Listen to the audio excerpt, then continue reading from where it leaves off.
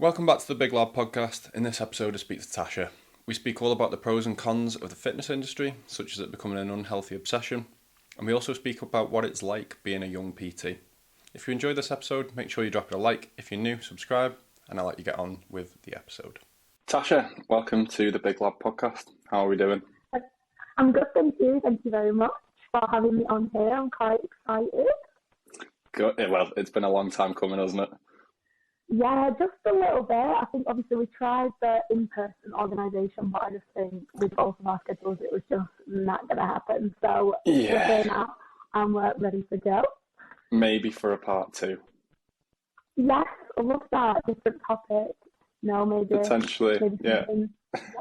Hopefully we can find some time in our diaries. I know, literally. That's probably what we're going to kind of get into on the podcast anyway, about all that kind of stuff anyway. Potentially, yeah. So do you want to give the audience a bit of an introduction on yourself, like what you do and who you are? Yes, I can do. So my name's Tasha. I am a running transformation coach from Bolton, and I have been in the fitness industry for 2.5 years, I'd say. And I've been doing loads of different bits. I've done online stuff, in-person PT stuff, group training. I've been literally around the houses doing absolutely everything involved in fitness my whole entire life. But I'm predominantly like in-person PT based out of Bolton, and I've just kind of started to put a little bit more focus into expanding the business and going in different kind of directions and stuff like that.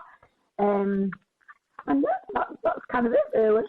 So you say you've got a load of different sort of experience over basically 2 years. You're still relatively young as well, aren't you? I am. I'm only 21. I'm a little baby in the fitness industry. So I think I did start extremely young. But I was kind of in that avenue where I just finished college. I wanted to go to uni. So I thought I wanted to go to uni because I thought that was kind of my only avenue. But I was extremely nervous about the financial side of things because, you know, I don't come from money or anything like that. So I didn't want to have to worry in uni about having money, because that was something that I struggled with in college for so long. You know, wanting to focus on my A-levels, but also needing money. Make some money on the side to go out. Yeah, of course.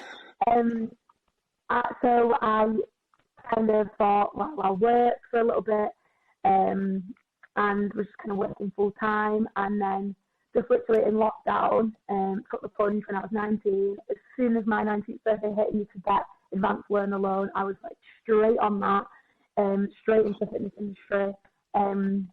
To be honest, because I thought it would just be something that I could do while I was at uni, which I never in a million years thought it would be what it is now.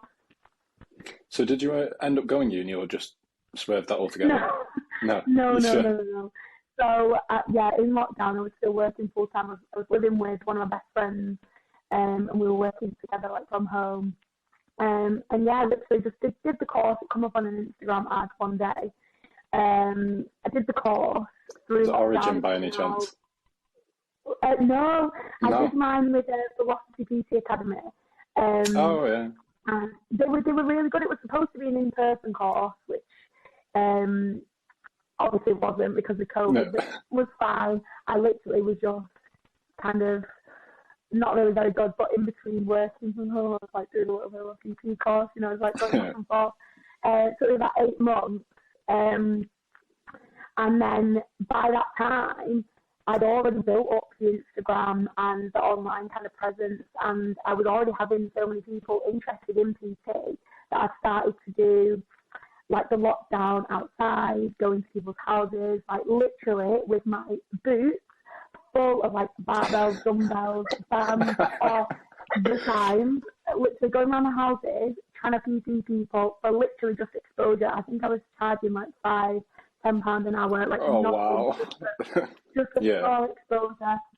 And then by the time I actually come to go into uni again, I was like, really, like, do I have any reason?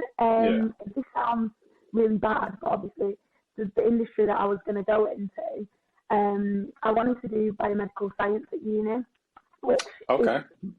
anyone who Bit knows me different. would probably think, what the heck? Like, it doesn't even suit me, but I think it was just because I did sciences at A-level that I thought, well, everyone's doing medicine or veterinary or dentistry, like, I have to do that. And it's so weird now because all my college friends are nurses, radiographers, doctors, and I'm like... But yeah, no, it come around to it, and I was like, is this really suited for me, or am I just doing this for the sake of it? And I was like, do you know what? If that's one thing that I could say, is if you're doing uni for the sake of it or for the experience, don't bother. It's an expensive experience. Yeah, it's expensive because I know that this sounds like such like a dull thing to say, like, oh, it's so much money, but in the grand scheme it is. I know people say, oh, you never pay it back, but you still pay some back though. Spending £18,000 a year, essentially. I've obviously been getting loads of life experience, figuring out what it is exactly that I want to do, and figuring out who I am on my own instead of kind of being forced down that avenue of where college kind of pushes you. It's very much like that, I find. To know what you should be doing, and it's definitely a good thing to take some time, think about it. And then when it comes to it, I thought, no, I'm not even wasting my time or my money. Like I was happy. Like I've literally never been happier doing a job in my life. I was still doing my full-time job for a little bit, on top of PTing. I think at one point I was working like 3 jobs. Doing like PT, office job, then I was working in a restaurant as well, long days. But again, just to literally get exposure, PT. Yeah. But yeah, no, didn't go to uni. Where I go in the future, I don't know. Maybe if this flops, but I just couldn't imagine. Seems to be doing quite well so far. Yeah, I'm really happy with how things are at the minute. So if things stay how they are or get better, I just don't see the point. I couldn't see myself working under somebody ever again, really. See, I didn't personally go to uni either, but my reasoning was that I would have only gone if there was a job that I wanted to do that required a degree, which I genuinely didn't really know what I wanted to do. I ended up going on like a finance and commercial apprenticeship scheme straight out of college. So I'm actually a project accountant now for my day job, which not a lot of people actually realise. Quite a lot of people on Instagram especially think I'm just a full-time PT, which I know. I remember literally ages ago you did like a Q&A and you were like, I'm not a PT, guys. Like, I do have I do online. It's like I do online PT on the side, but predominantly I'm a project accountant. Yeah. How do you find that? Did you do like an apprenticeship kind of thing? Yeah, so I did like a 3-year rotational scheme. So I did 4 6-month placements and then a final year placement, and then I got a job on the back of that. And then I moved jobs last June. So I've been there now I'm getting old. I've been there for 8.5 years now, straight out of college. Wow. Do you know, I don't think I knew how old you was. How old even are you? I'm 26. Wow. Yeah, I'm 26. I feel like looks about right. 27 next month. Yeah, no, do you know what? I get it all the time. I was doing a group PT a few weeks ago, and I think I said something about my 21st. I can't really remember what I said, and then 4 of them just kind of stopped what they were doing and went, what? And I said, my 21st, and they were like, how old are you? I said, I'm still 21. I said, I'm 22 in April, and they were like, you're 21. They was like, we thought you was like 25. I was like, I don't know if I think that's a compliment or not. See, I'm still considered quite young at my company because quite a lot of them tend to be older, which is weird, being nearly 27 and considered young, but it's quite nice. Yeah, it's kind of weird in this industry because you do kind of get like that really big gap where it's like you kind of do have like the younger, like 20s generation, and then we just kind of got obviously like the management, the head office. And sometimes I do say, like, sometimes work does feel like you're in college still. Because obviously a lot of the people in the fitness industry, they are a little bit younger. And we're all literally just like best mates. So sometimes we'll be like, oh, are you free? should we like go on a walk, or like, you know, should we go get some food? You know, like if you're on a free period at college, it genuinely goes to, you know, So, there's one benefit. being younger, have you found there's been any struggles getting like clients, maybe especially older people? Because obviously there's that not only gap in sort of age, but maybe like sort of like life experience just in general. Yeah. Yes and no. So in a way, obviously, people will look at a 21-year-old girl. You know, when I started, I was 19, and I have some of the clients that I had when I was 19 still now, and a lot of them are, you know, over 40, over 50. Yeah. And I think trying to get somebody who is a little bit older than you to understand that you do have knowledge to help them can be quite difficult, because I think some people just look at you off the face of it like a young 19-year-old girl who, you know, thinks that she looks good, or, you know, knows this, that and the other, thinks she knows everything. Like, how can this person help me? But I think that that's just where it comes to creating that sort of like personalised image for yourself. And I think that that is what's really helped me in those aspects, because the younger girls really, really relate to me, because I'm very particular about how I like to personalise my image, if that makes sense. So I focus a lot on how I portray myself, how I portray my character when I'm in the gym, you know, making sure that I'm not, you know, trying my best not to look, you know, in a mood or rude or anything like that, to make yourself seem approachable. And I think that that is just where people will gravitate towards you, because no matter how much experience you do have in this industry, if you're not a personable person, then people aren't going to approach you, and you're not really going to get anywhere. Because I always found that approaching people, you know, people aren't really in the fitness industry might not understand something called gym floor, where you go up to people and, you know, hi, my name's Tasha, I'm a PT. I just find that so awkward. Yeah. I just find it so awkward. I would never do that. Like, I have a really bad fear of rejection, and I feel like that would just so I've literally never done that. So I feel like it's very important to look as approachable as possible. And there's just, you know, obviously the younger girls are more popular with me, just again because they're similar, they relate to me. Well, yeah, you know, you're more relatable, aren't you?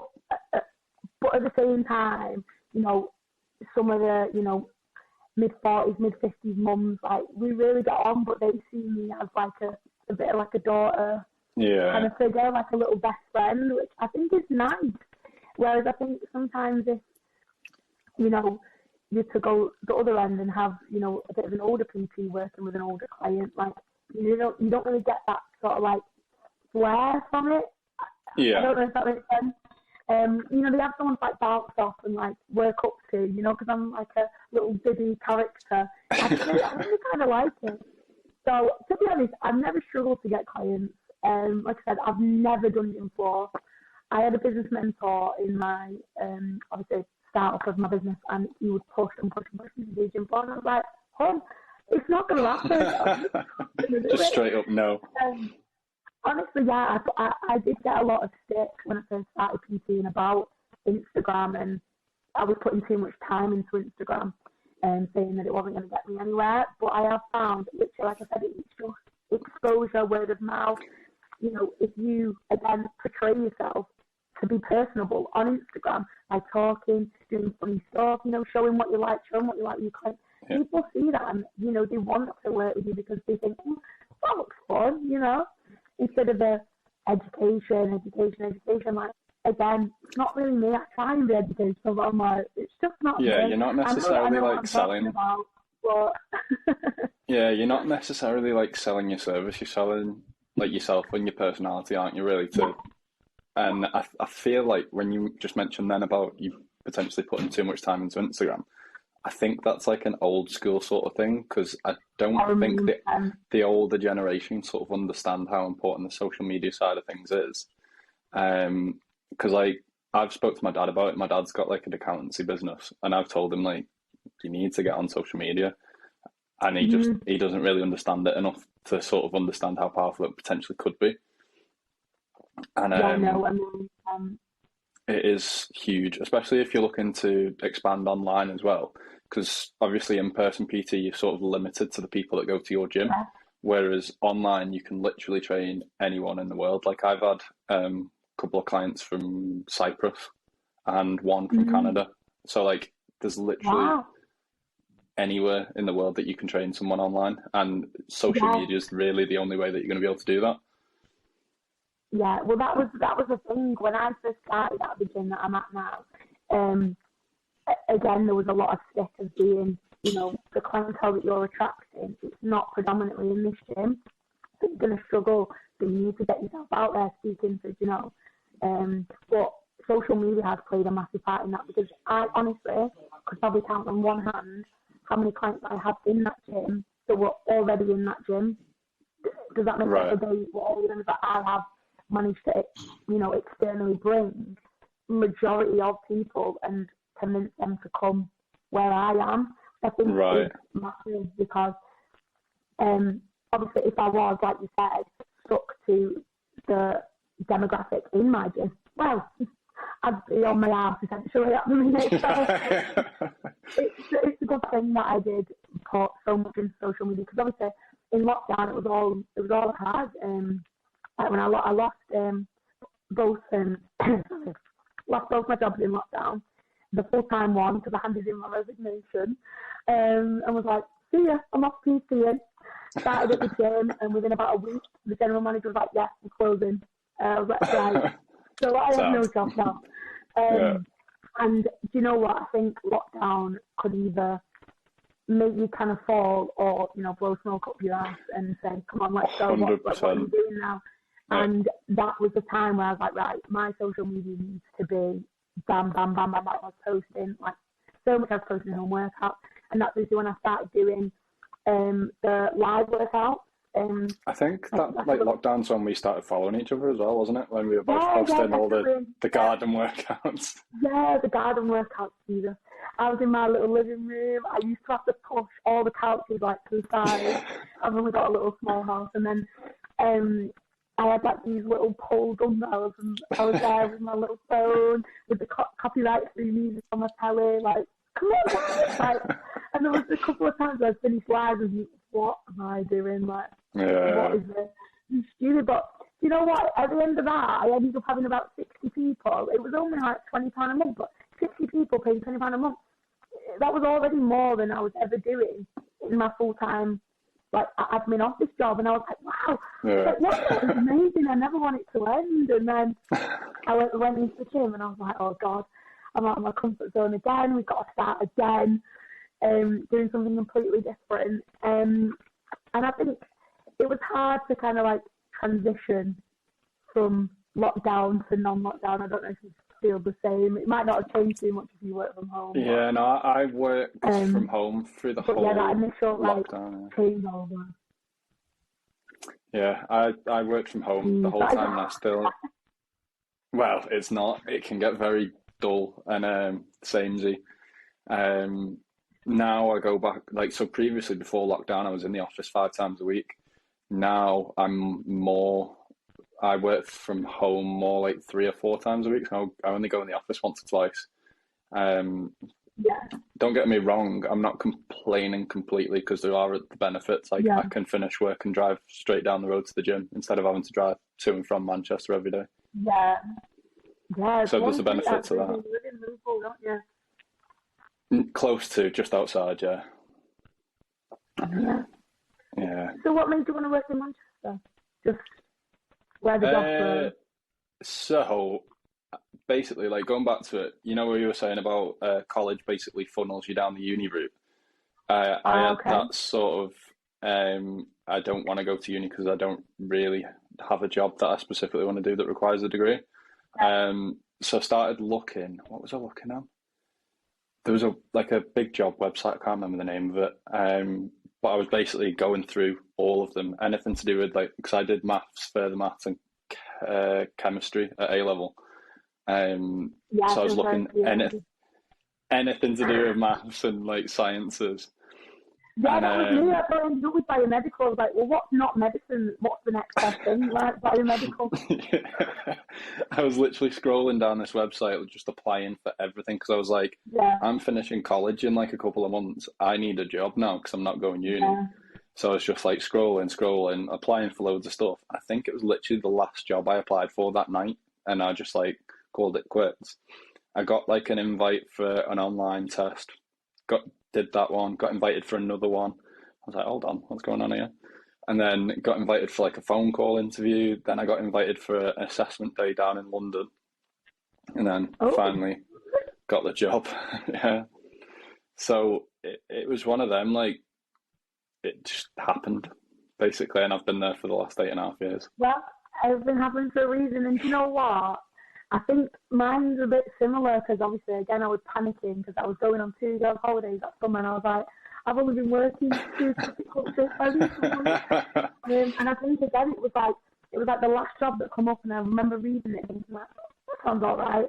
And I worked for that company for like a good 1.5 to 2 years, and I worked with like honestly some of the best people. It just gave me like time to just breathe and just figure stuff out because it was quite easy. I'm not gonna lie. Because again, like at college, I'd done maths. I did maths, biology, chemistry, and then really randomly I did graphic design. That was just I feel like everyone, like, there's a load of people that went, I just did graphic design. I'm like, what made you choose that? Like, I know so many people that have got it, and they're like, I don't know why I've got it. Do you know what? I think it was just because I knew that the other 3 was full time. Yeah. I just thought it's a bit more leisurely. Like, it was a lot of work, but I loved graphics in school. So I was like, I need something that I genuinely really like. Yeah. Because I think, again, I kind of just did the sciences because at the results day, they were like, well, you're really, really good at science, you're really good at maths. Yeah. Like, go on. And I was like, okay. And even though I didn't necessarily like love the idea of it, I was just like, well, I'm good at it, so good at it, yeah. I guess this is me now. But yeah, going into that job, it was just kind of like I used to rock up, do what needed to be done, go for a brew break, chill with some of my friends. Honestly, like some of the girls that worked there with me are like some of my best friends still. And I think it really gave me like that, you know, like stepping stone. So I do think, honestly, everything happened for a reason. It was the last one, again, before I decided I'm not applying for any more tonight. And then they rang me back and I was like, unreal. Yeah. I sort of had a thing. I was like, obviously I live near the M62, so I've either got Liverpool or I've got Manchester. They're my sort of limits of how far I'm going to travel. So, and I say they're easy to get to. In terms of like directions, very easy to get to. In terms of traffic in the morning, not very nice at times. Yeah. Yeah, ideal. But, right, we're going to actually get... What do I set off? I try to set off just before 7 to get in for about 8. Not too bad. You can have a little bit of music on, get your brew in the car. Yeah, it's not too bad. It's not too bad. But right, we're going to actually get onto the topics that we were going to speak about. I feel like we've covered some of them already a little bit. But we'll... I did say obviously a little bit, so I said we're probably linked into what we were going to talk about. So. Yeah. So we're going to start off with the negatives of the fitness industry, and then we're going to finish it on a positive vibe towards the end of the podcast. Yeah. Yeah. I'm not going to lie. I feel like without sounding like a negative person, there can be so many, but I think the ones that I would say people wouldn't even think of. You know, when you're in an industry that is fitness, and obviously fitness is very, very broad, but you'll probably know yourself, a lot of what we do, it revolves around aesthetics and how you look and how people feel within themselves, and it becomes quite an egotistical industry. And as much as it's so sociable, and that is obviously one of the positives. It's so sociable. I feel like there's a lot of like connections within people. Like obviously, I've never met you. Like I literally just follow you on Instagram because you do fitness. I know you. I like what you do. Probably vice versa.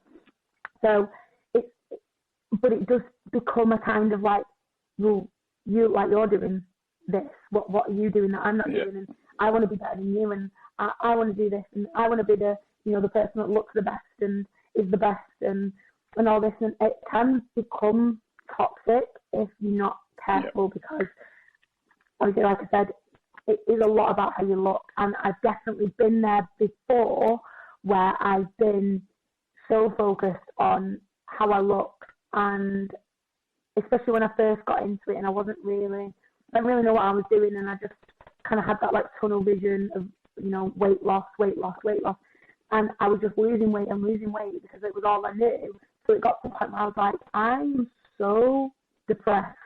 I've lost so much weight I didn't even need to lose, because in my head I thought I did, to fit a standard as such. And I definitely think that when you are a PT or somebody who claims they're into fitness or goes to the gym, people look at you with this spotlight as if like, well, you should be doing X, Y, Z, you should be on form 24/7, you should be running in your sleep, you should be having abs all day, every day. Exactly. You should be absolutely shredded and all that. Yeah, we know that's not real life. That isn't how things are, and you're not perfect, even regardless of how perfect people on social media appear to be. That's why, again, I'm very specific about how I personalize myself, to be like, you know what, this is me. Some days I have abs, some days I Nando's 7 times a week. I don't have abs because I don't care. Like, it's just one of them, isn't it? Yeah, exactly. But like, I think a lot of people, I think they are starting to realize now, a lot of these fitness influencers that you do see on Instagram that are shredded, absolutely like ripped, massive. So many of them, well, for starters, they've got like great lighting, they've got a pump in the gym, they've got fake tan on, the photo's been edited and airbrushed, and the main thing is they're probably on some sort of performance enhancing drug. Yeah. And I think a lot of people are starting to realise it now, because obviously a lot more people are into fitness, there's a lot more stuff on social media and out there. And yeah, I think people are sort of gaining that knowledge that these people aren't sort of natural people. I don't know, because I feel like I know a lot of people on performance enhancing drugs that, there's loads that look rubbish, that don't look like it. So when you tell people, they're on test, they're on trend, they're on whatever, people go, what? They don't look like it. And I'm like, yeah, but that's the point. They don't want to look like it. They just, you know what I mean? And sometimes it can be done in a very subtle way where you would never know. And I think that's the scary part. That is one of the negatives. Because I know I used to work with a professional bodybuilder, and he, in his transition to going professional, has openly stated, to be professional, unfortunately, in this industry, I can't get to the top without taking performance enhancing drugs. Oh, it's obvious, yes. As soon as you're a bodybuilder, even if you're natural bodybuilding competitions, most of them are unnatural, just off cycle at that point. Yeah. I'm really sad. And you know what? I really respect the fact that he's just like, well, I think there's no reason not to be. Yeah. Like, no one actually cares. People will respect you more if you come out and sort of admit it. Yeah. Yeah, and I think that the only problem that he faced was, it would be constantly younger people, which is the really negative part of this. It's fine to do X, Y, Z, take performance enhancing drugs, but it's when it gets to a point where you're influencing. People are saying to you, well, what performance enhancing drugs are you doing? And obviously, you're going to turn around and be like, stop, you don't need performance enhancing drugs. You're a 16-year-old man. You've not even lifted a weight in your life. It's not the be all and end all of what you need to be doing. It's when people who haven't done a training program ever are like, well, what can I take to get big? And it's like, eat your chicken and do your reps, and you won't need performance enhancing drugs. There's so many young lads that just hop on cycles at such a young age when they're not even past the point of those like newbie gains. and Yeah. it is worrying, like, to see, because I've been in JD gym for, well, I've moved recently, but I was there since that's open, so that's been there for about 2.5 years or 3 years or something. And the amount of, like, you can tell when some of them are on it, because one week they were skinny and next minute they're all puffed up in the face and everything. And it's like, Yeah. you've not maximized your sort of natural potential. And I think people these days, just in general, want things instantly. Like, you can get your Amazon delivery tomorrow. You can get so many things instantly. You can get your McDonald's delivered in 20 minutes. You don't have to move off your couch. People just want things instantly to happen. And unfortunately, with fitness, that's not the way it works. You've got to put those hours in. You've got to put the reps in. Yeah, I get it all the time. And I was having this conversation yesterday with two of the girls on my team. And I was saying, sometimes I'll post a really, really good transformation that I'm proud of, and my client who has achieved a transformation is really proud of. And sometimes it actually draws negativity because people will be like, well, I want to look like that. Why don't I look like that? And sometimes it's so hard because it's like you don't see the work that this person has put in to achieve this transformation. Like, you have to be real with yourself. Is what you're doing matching what they're doing? Because if it's not, you have no reason to be angry at anyone yourself, that you don't look like this transformation. Because I get it as well, not performance as drugs, but where people will be like, what do you think about creatine? And I'm like, you've not hit your calories for 2 weeks, so why are you taking creatine? Like, get the basics done. TikTok says that I need to be taking creatine. I'm like, we can start taking creatine when your calories, your macros, your sleep, your training is great, but as of now, none of that is even up to standard. Got to get the basics first. Pre-workout, multivitamins, like, you've not eaten a veg in 3 years, like, and you're worried about taking multivitamins, like, yeah. You know what I mean? But I've had it myself. Like, I've been on, like, nights out, and I've bumped into someone that I used to go to school with, and they go, "Oh, what are you taking?" And I'm like, "Nothing. I've just been going to the gym consistently for 11.5 years." And I was like, why don't I look like you yet? Oh, are you taking something? Are you on 7? I'm thinking, okay. Yeah, exactly. It was like, what reason? Yeah, I half take it as a compliment, but then I half, like, you don't know how much work I've put in over, like... No, it is. Like, I've been into fitness since I come out of the womb, essentially. I've done, honestly, I said it the other day before, my mum, I feel sorry for that woman. I have changed hobbies more times than I can even count. I've done dancing, gymnastics, tap dancing. Then I started doing, like, modern dancing. I started doing karate, horse riding, literally netball, hockey, like, swimming, like, the lot. I've done literally everything. And I started running when I was, like, quite early on in high school. And luckily, that was the one thing that we actually stuck to.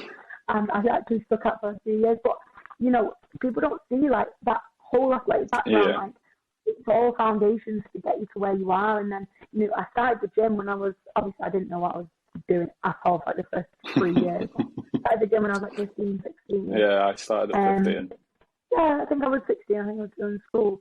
And, like, I'm nearly 22 now. Like, it's still 6 years, of, like, bulking, getting fat, cutting, getting shredded. It's all them different processes. It's not like a linear straight up to get me to where I am. Like I said, I've had the lowest of lows where I've literally been looking at myself thinking, what am I doing this for? And, there was a time even when I qualified as a PT, I ended up quitting the gym for, like, a good 4 months because I was like, I just was not in a good place. And, people, like I said before, think it's all daffodils and we're perfect people and, we're like the epitome of health and fitness. And, it just takes time to get to know yourself, time to fall in love with what it is that we're doing. Because if you don't have love and you don't have passion for anything that you do in life, whether it's fitness or your work, you're never going to get anywhere with it. And I say that to people, like, if you don't care, then, this isn't going to work. Because I could be training someone who does care and does want to make change and will accept the process and take everything under the wing. But if you just expect to show up and to one PT a week, happen. Everything's going to happen, then I can't help you. You know what I mean? Yeah, exactly. And I think, like you say, you've got to love it. And like I said, I've been going to the gym since I was 15. It's like 11 and a half years now. The longest I've had out the gym other than lockdown was a 3 week holiday to Florida. Like, I've been going consistently for all that time. And then for someone to turn around and go, "Oh, what are you taking?" I'm like, hold on. Like, you don't understand the reps and the time in the gym to get to that. But then as well, one of the reasons, like, I fell in love with it pretty quickly, like within like the first couple of weeks of joining the gym, because I joined when I was really, well, not really skinny, but like I was, for my height, pretty low weight. So I feel like a lot of people still remember me like that from like year 11 at school. And obviously I've put on like 6 stone since then. Yeah. So I'm quite a lot bigger from when I joined the gym. But it's also one of the reasons why I ended up getting my PT qualification.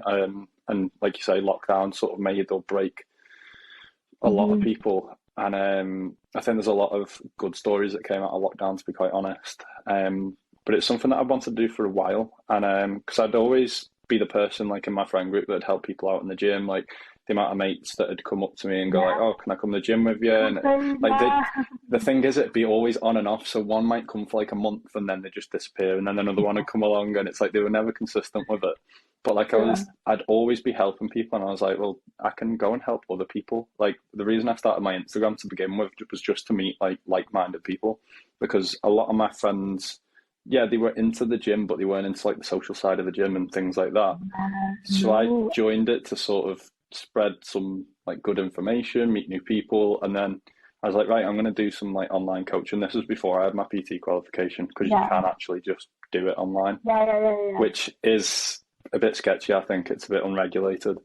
But I did a few people on the old Google Sheets, it was as well, so it looked shocking. Oh no, it's okay. I did Word and all that kind of stuff. I think we've all been there at one point.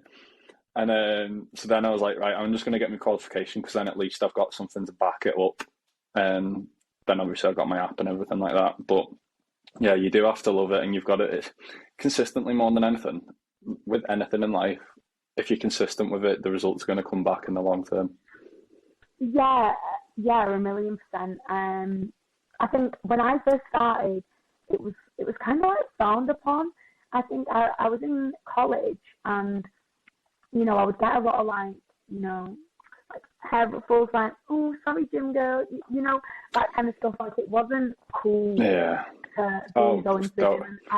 I always say now it's so on trend now, and I think if you've been in the industry for anything over like 3 years, you'll remember like the fitness industry is nothing now like it was, back when I first started. And I remember like people being like, "Why are you going to the gym?" Like, that's so weird. Like, why would you want to spend your Saturday night in the gym instead of being on the park drinking bottles of wine? Like, all that kind of stuff. And I think, people always like, turn their nose up at it, like, okay, weirdo. I used to get it a lot. I didn't know what I was doing. I don't think I made any progress for like the first year, but then I was just trying to get into something, trying to, find a new hobby as such, to translate off the back of like running and everything like that. And I think, when I got my first PT, it really made me realise, like, wow, like, I've been doing everything wrong. I've never actually had a PT. I've not lost any weight.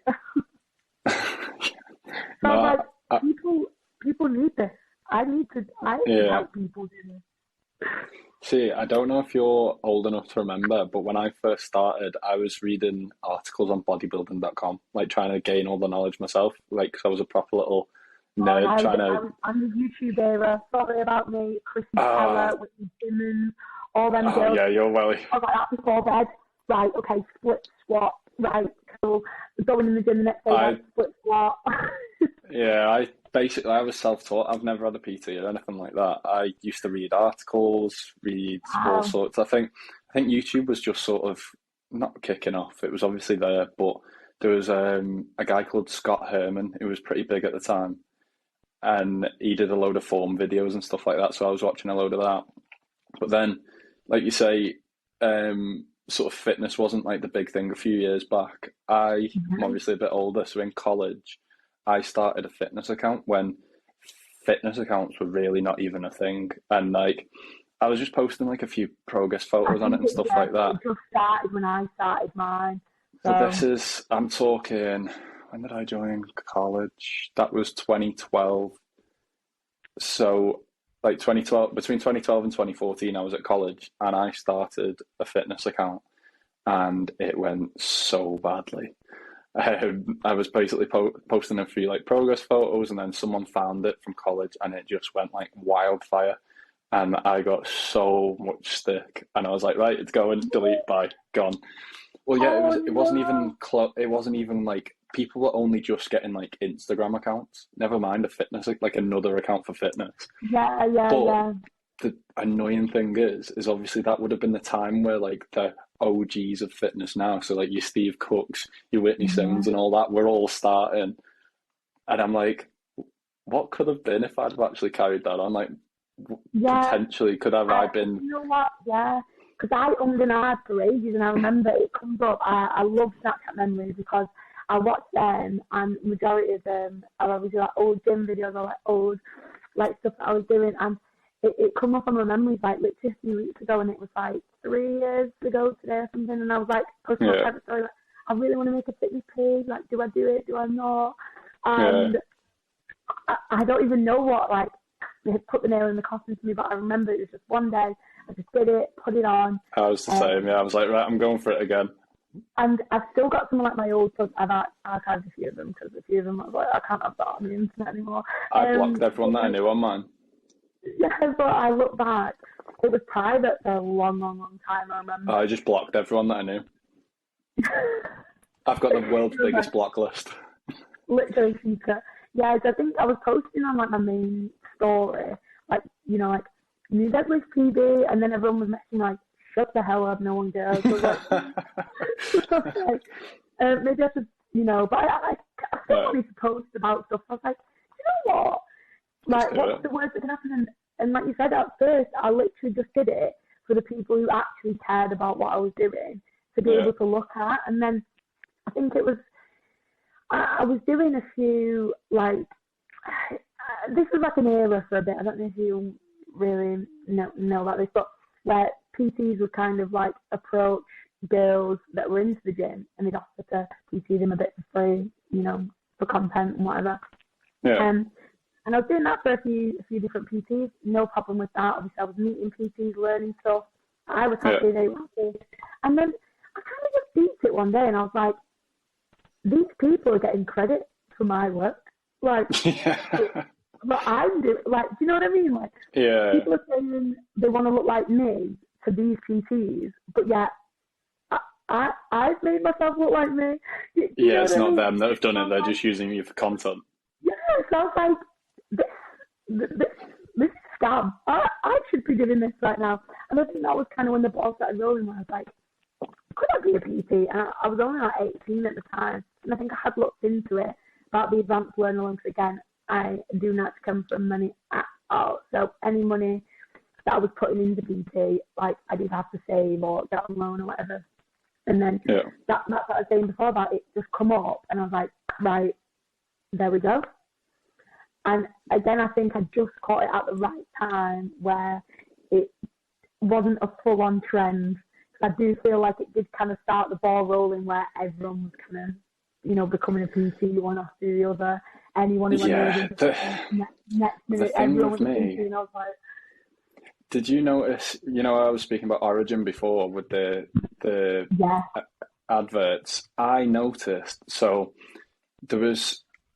it was mainly girls that they were doing it to, but Origin would basically sponsor so many like influencers to get their PT qualification. And I was thinking at the time, I was like, if they weren't offered that for free, there is no chance on this earth they were going to pay to become a PT. Maybe a few of them would. I'm not saying all, but I think there was so many people that just got a qualification, and I'm like, why? Like, do you actually want to be a PT? And it's like, yeah, 100%. Like, because for starters, it's a self-employed job at the end of the day. you've got to put the work in, otherwise you don't get paid. Yeah. Yeah. But going back to it as well, so like obviously I think we've both had the stick for having the fitness Instagram accounts. But you look now, so many people that took the mick out of me back then now either have a fitness account or on their personal account they post, I'm in the gym, or I'm like, wow. Like I've had my account since the start of 2018, so I'm like 5 years deep in it. And actually, going back to it, you said you look at your memories when it comes up on the stories. I think it came up the other day that we'd like followed each other for like 3 years or something, so that timeline's about right as well. I always look, I'm like, how long have I known some of these people for? And I'm like, oh, I've known Tasha for 3 years. But yeah, the amount of people that come up to me and go, oh, saw your video, and I'm like, yeah, but 2 years ago you were taking my car.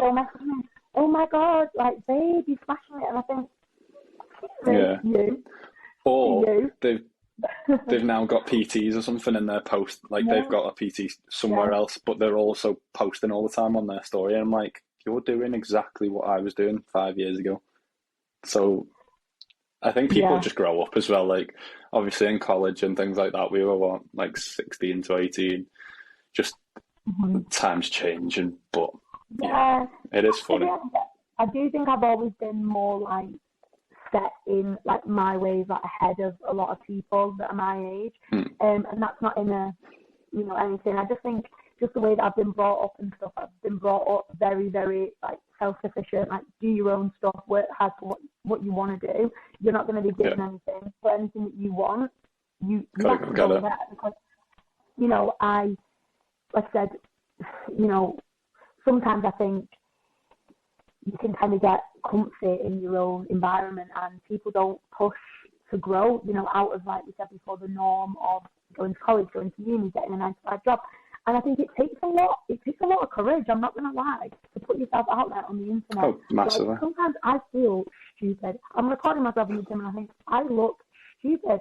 But I think it's about the difference between the people who are willing to push themselves out there and do something that's different, and the people who aren't, that are going to end up going further. Because I think, like I said, PTing that it's hard. Like having that imposter syndrome, that fear of rejection at first. Like, what am I doing? Like, no one's going to listen to me. I'm a 19-year-old girl. I've just come out of college 1 year ago. What do I know? And trying to convince someone who, most of the time, people who have PTs, especially the ones that are older, they're successful, they've got money, they're sorted. To get them to actually respect you, it's big. And, you have a lot of setbacks. I think my first 6 months, I probably made about £400, £500 a month. Nothing. And not enough to live on, sort of thing. Not enough to live on, but, I think a lot of people, that's where they flake in the cave. And I think that's a big negative is that the industry. It's full of people. Most PTs don't last, really, do they? Yeah, it's that quick thing again, that quick. And do you know what? My first year of business, it wasn't good. I didn't pay any tax on my first year because I did not earn nothing. So I think it's important, like I said, keep pushing, and it's not about them quick things. It's about building the foundation. And if we hadn't done all them years on Instagram and done all them stupid posts in lockdown in the garden, I probably wouldn't be where I am now. And I probably look back and think, that's embarrassing. But the reality is, all that stuff, all this time and this consistency that I've put in to building what I have now. And like you said, most people, they don't have that same passion, that same drive. And that's the ones that do fall off, and they do unfortunately fail. And it's a shame because we see it all the time, like the OGs of my gym, which is weird that I'm even like an OG now because everyone's moved on. But we'll see people come in a couple of months, they'll go, why do you have clients and I don't? Well, because me, I've been doing X, Y, Z. Put the reps in, Putting the reps in, and that's what you've got to do. I'm laying it out on a piece of paper for you. This is the recipe. You don't want to follow my recipe, that's fine. I'll take your clients that you could have had. You know what I mean? That's the thing, it's cutthroat. But I always say it, work hard and it will come back to you. I've always thought too much about, should I be doing this different? Should I be doing this different? Should I be doing... The reality is, work hard. Honestly, things will repay you, especially in this job. I say it all the time when people ask me for advice on how to get into PT. Just put in every single day. Put into yourself, put into the job, put into the industry, the people around you, making sure that you're a good person, you're honest, you're genuine, people relate to you. Don't be fake, don't lie, don't try and be somebody that you're not, and, you can't fail. It's foolproof, you cannot fail if you do them things. Yeah, exactly. Now, I know that you've got a pretty busy schedule today, which is why we're on the podcast pretty early. So I think we'll finish off with a few little tips and tricks for newbies in the gym. Newbies like just fresh. Either fresh or people that have been out the gym for a while. Right, okay. So what you want that? You do one and then I'll go. I'll let you go as the guest. Focus on the basics. TikTok is overcomplicated. Don't always listen to what you see on TikTok. The basics are where you're going to thrive. So always, like Hannah George mentioned, the form videos on YouTube, they're your ones. We don't want to be watching stupid workouts on TikTok. Do this, do that. Watch my form videos as well. George has some good form videos as well. We don't want to overcomplicate things by following, really, really complicated workouts with back extensions and I don't even know. I don't even have to. It's the ones where they're like balancing on all sorts of doing 3 different exercises in one. It's like just do a lunge or push press. No, just focus on getting a good foundation and a bit more confidence with your lifting. So your basic lifting, deadlift, hip hinge, any hip hinge, any. I don't know, deadlift. Get comfy with it. A squat, a push, and a pull. That's what you need. Go in there, watch your form videos on a squat, a hinge, a push and a pull, and there you go. There's about 10 to 15 exercises that you could do, and you'd be absolutely fine for the rest of your life. One I'll add to that one is form over weight as well. I see a lot of, especially young lads, like groups of young lads in the gym, all trying to sort of outlift each other, and that is not what you want to be doing. And I'm like sort of like looking away because I'm like, you're going to drop that weight and you're really going to hurt yourself in a second. But form over weight, because if you're lifting a weight that's too heavy, your form's going to go and then you're not going to be targeting the muscle that you are intending to target with that exercise. So really important. I'd rather anyone do a lower weight with the best form, and then not only that, you can add to it by controlling it. You can add to the amount of time under tension by slowing down your eccentrics. You can throw some quarter reps in there as well. Like there's so many things that you can do to get more out of a lower weight than just adding weight all the time to the bar. Love that. I love that. I'll let you go for another one. Oh, another one. Okay. Yeah. We'll try for 2 or 3 each. Yeah, no problem. Don't be afraid to, again, like I said, look stupid. I think you cannot grow, like I said, if you stay in this box. Yeah, because you can grow as much as you want, but this box is limiting you, so you need to make sure you are not afraid to look stupid, because as much as, you might feel like people are looking at you, and sometimes I might look like I'm looking at someone, but most of the time I'm just like, in between my rests, just like looking around. Yeah. And, I posted a video of that the other day, actually. Yeah, sometimes I'm just like, rest, what do I do? Awkward. And I just zone out. I'll tell you what, actually, yesterday I genuinely thought I had concussion or paralysed myself, because I was doing a total bar in a busy gym class, and what did I do? I slipped off the bar, did a roly poster and fell completely on my back. Have you got a video? I had a little bit of a... Oh, God, I don't know if I've got a video of it. I had a little bit of a teary eye where I was like, oh my God, that really hurt. But, just brush yourself off. It's fine. Yeah. The amount of times I've been to dedicated super gym and I've fallen over, tripped over, all sorts of stuff. Oh, it's so easy in there, though, because it's so That's what I mean. That's why I use that one. Oh, I came out with bruised shins, honestly. I've whacked that many machines. sometimes I get stuff wrong. Sometimes I, worry that, if I'm doing a new exercise, like, am I doing this right? Like, but nobody cares as long as, like George kind of said, you're not focusing on the ego, you're not focusing on the weight.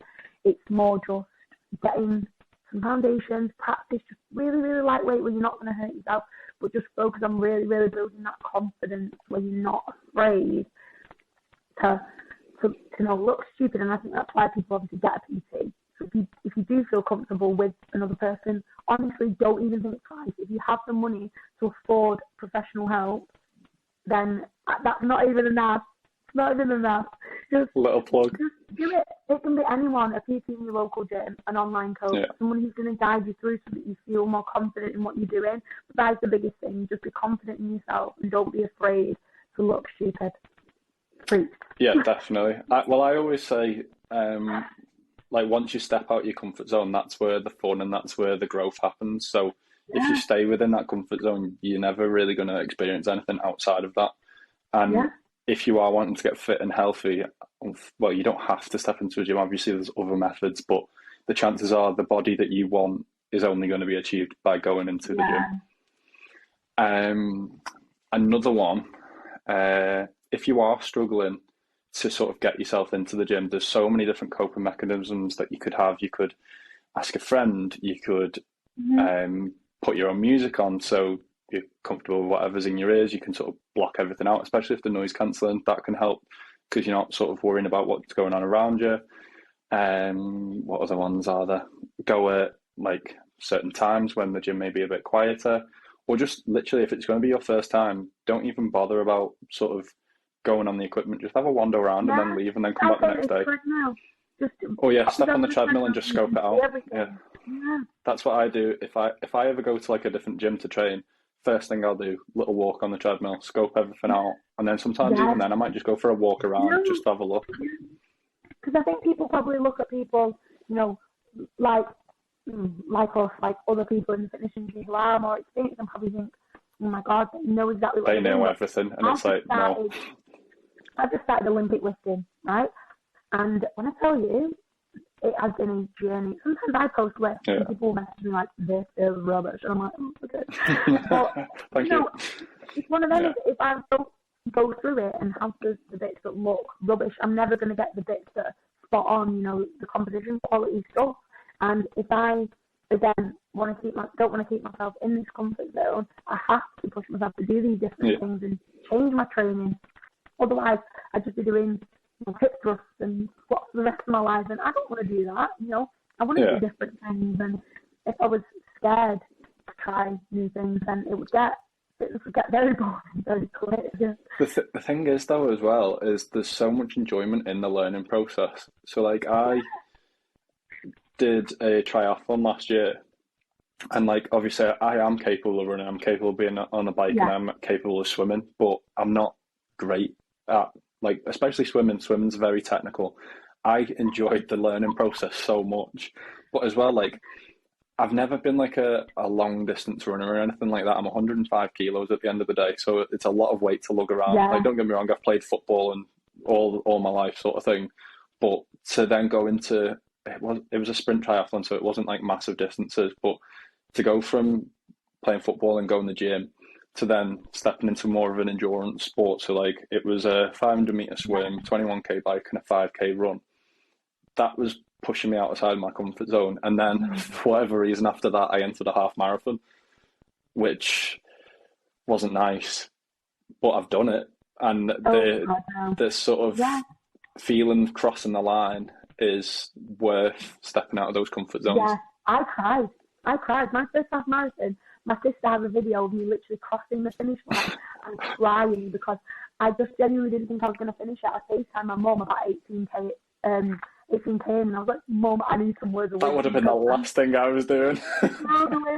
No, my mum is so supportive. She was like, come on, darling, you've worked really hard. No, like, I don't actually think I could have done it, like, physically FaceTime. Yeah, and then, like, high rocks and stuff, like, I've just entered my first ever high rock. I was so you smashed nervous. it, didn't you? I thought I would never, ever even complete it. And we ended up qualifying for World Championships, and I'm now apparently going to World Championships for a competition that was just a bit of fun. So that was great. Smashed it. So that's what we're kind of saying, and you are capable of these things, and it's about learning to do different things and learning to be different, and like I was queuing up for the pool to get in for the triathlon, and obviously the triathlon build is pretty slim because obviously it's more endurance. I turned up in my bloody tri-suit, stood there, and everyone's looking at me like, what the hell are you doing here? And I was like, it's just one of those things. But yeah, you definitely just got to push yourself out of that comfort zone, I think. 1,000,000%. I am conscious of the time. I know, I'm so sorry. I'm so busy with work, which is obviously a great thing, but doesn't leave me much room for exciting stuff like this. And I do wish I had more time to do something like this, or do, my own podcast. But I'm struggling. I just, hired somebody to come on board with me at the start of the year. And I always thought, oh God, I hope people don't think I'm lazy or anything like that. But literally, the workload, I think, again, people don't realise it's massive. It's so much workload because it's not just the hours that you're putting in the gym, it's everything else. Yeah, there's the content, designing people's plans, keeping up with check-ins. Yeah. It's not just a half an hour or an hour session in the gym. Yeah, no, 1,000,000%. But so, I suppose we wouldn't do it if we didn't love it, would we, George? Exactly. So we will get you back on again, and we'll have another chat because it's been really good. And I think there's been a lot of different topics. Got to see what the people of the internet, are. Yeah, we'll have to put some question stories up and see what people want to hear about. Well, I can't wait to watch it as well. I think it'll be interesting. Yes, it will be. You can judge yourself on how you've done. I feel like it's okay. I do feel like I spoke a lot. You've been fine. I feel like I did speak a lot, but that's just what I'm like. I just talk and talk. You did warn me before. I did warn you. I said, I'm going to talk a lot. I said, I will. Once you get me on something, I'm off. No, I think there's been a lot of useful information for people to listen to. So thank you very much for coming on. I'm glad. As long as, obviously, you enjoyed chatting to me, and any viewers out there enjoyed listening to our rambles. I'm sure there'll be a lot of good feedback. I know. Well, have a lovely Saturday, George. And thank you so much again for having me on. Honestly, I do really appreciate it. I've really enjoyed just talking about my experience and stuff like that. It's been really, really good and nice to hear somebody else's opinion and that they've gone through similar stuff that I have. It's nice to put things into perspective, and obviously it's nice for people who might not be as into the gym to listen to how we perceive it as well. Exactly. It's been great. Thank you very much for coming on. And if you've been watching on YouTube, drop it a like, and if you're new, subscribe, and I will see you in the next one. And follow me on Instagram, Tasha Mane. That's it. I'll put all your details in the show notes below. Thank you so much, George.